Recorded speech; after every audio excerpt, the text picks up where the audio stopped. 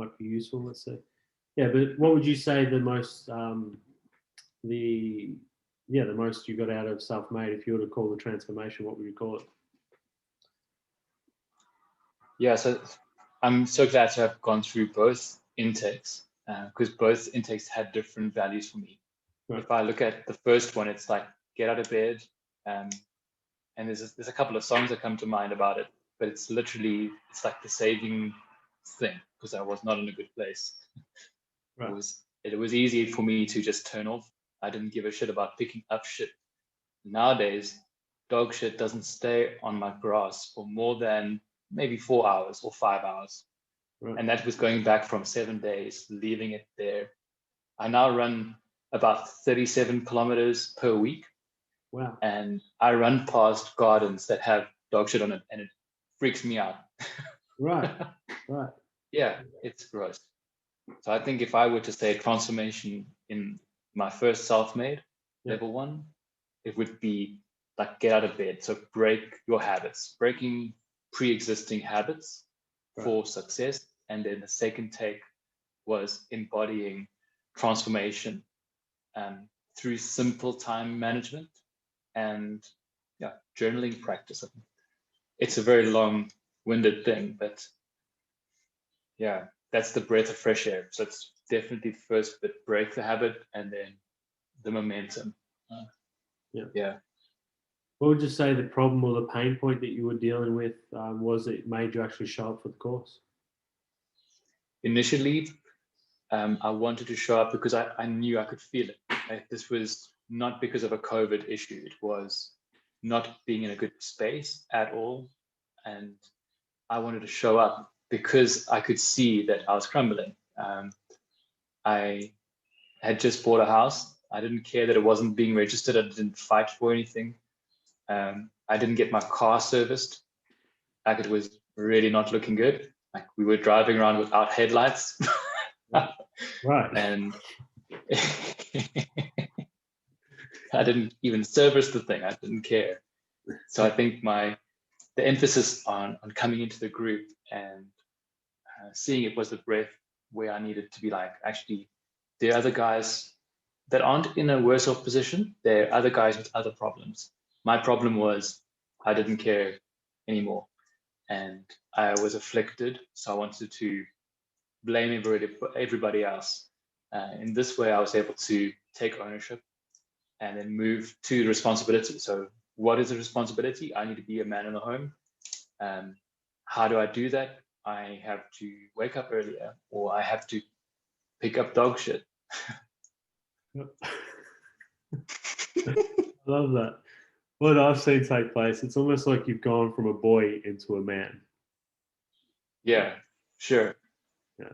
And the whole time, like, there was good stuff happening at home, building a new place in Pretoria, getting away from Alberton, and getting closer to family that care for us. I think that was really good because I got to see and learn from, in my real life situation, if we take this virtual aspect out of it, to say the group calls were happening every week.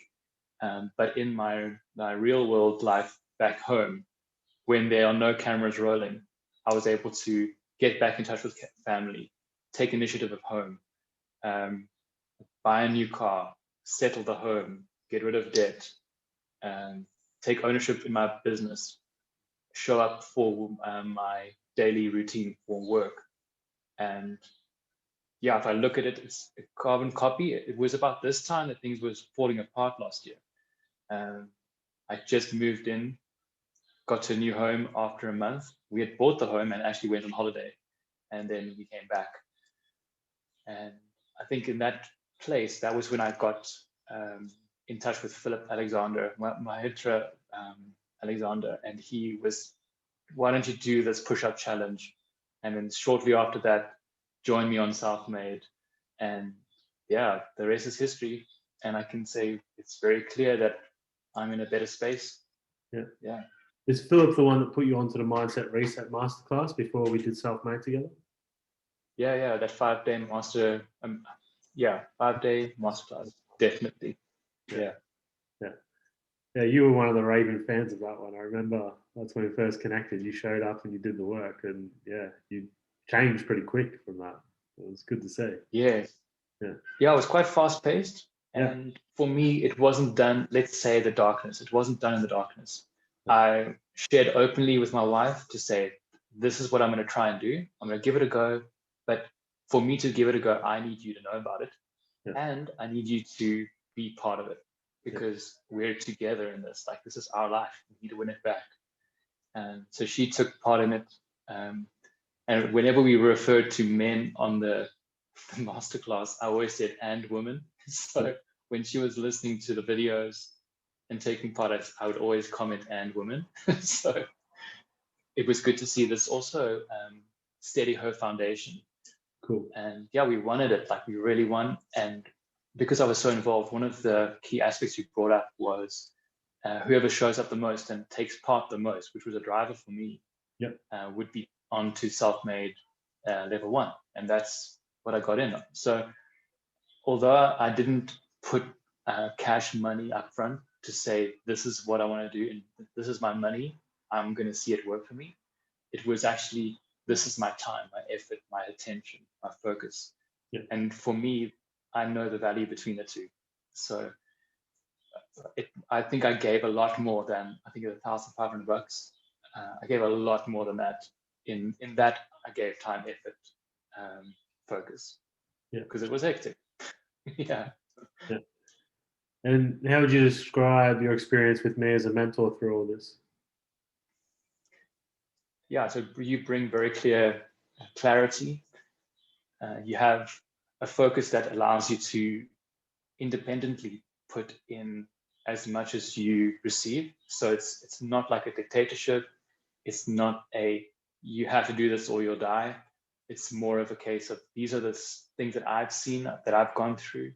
And it's easy to implement with someone that has gone through the process themselves and who shows up for us as well. Like, it isn't easy to respond to everybody on Facebook or show up for calls, I think, in the mentor role.